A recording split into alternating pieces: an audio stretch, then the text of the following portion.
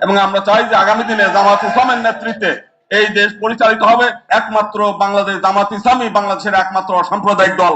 200 বছর পরে বাংলা যে আশা আকাঙ্ক্ষা, সেই আশা আকাঙ্ক্ষা প্রতিফলন ঘটিয়েছে জামাত ইসলাম। বই রচনা করা উচিত ছিল সরকারের, অন্য বড় দলের, তাদের পাশে দাঁড়ানোর কথা ছিল অন্যান্যদের, কিন্তু সেই কাজটা তারা করে নাই।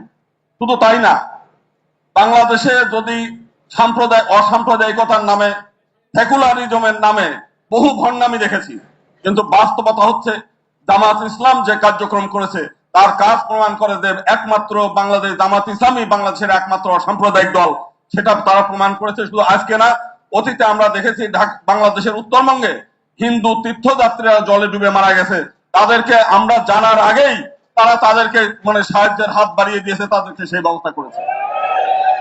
আজকে আমাদের এই দেশের রাজনীতির কথা শুনলে মানুষের মধ্যে এই করে যে রাজনীতি করেন না।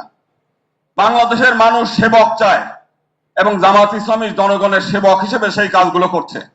প্রচলিত ধারার যে রাজনীতি, সেই রাজনীতি মানুষ এখন চায় না। এখন মানুষ উদ্গ্রীব হয়ে আছে যে এই দেশ সব সংগঠনকে দেখেছে, এই দেশের আলেম ওলেমাদের দ্বারা, ধার্মিক লোকদের দ্বারা এই দেশ একবার দেশ পরিচালনা হোক, সেইটা চায়। এবং আমরা চাই যে আগামী দিনে জামাত ইসলামের নেতৃত্বে এই দেশ পরিচালিত হবে রাজনৈতিক ক্ষমতা না, তারা দেশের সেবা করে ইতিমধ্যে প্রমাণ করেছে যে দেশের জনগণের আমরা সেবা করতে চাই এবং সেবা করে ক্ষমতা তাদের কাছে বড় চাওয়া না, সেটা অলরেডি জামাত ইসলাম প্রমাণ করে দিয়েছে।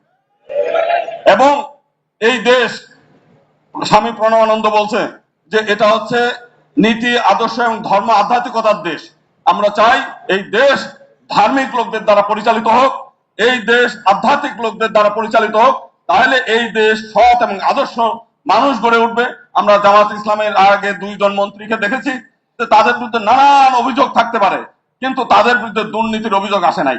আমি আজকে আসার পথে একজন বলছিল যে একজন চোর, সে চোরও চায় না যে তার রুমের মধ্যে আরো 2টা চোর থাক, অসৎ লোক থাক, কারণ তার চুরি করার জিনিস যেন চুরি না হয়ে যায়। তো সেই কারণে বাংলাদেশের প্রতিটি মানুষ চায় যে একটা সৎ আদর্শ এবং সৃষ্টিকর্তার আইন দ্বারা দেশ পরিচালিত হবে, সেইটা চায় এবং আমরা সেই দিনের অপেক্ষায় আছি। ধন্যবাদ।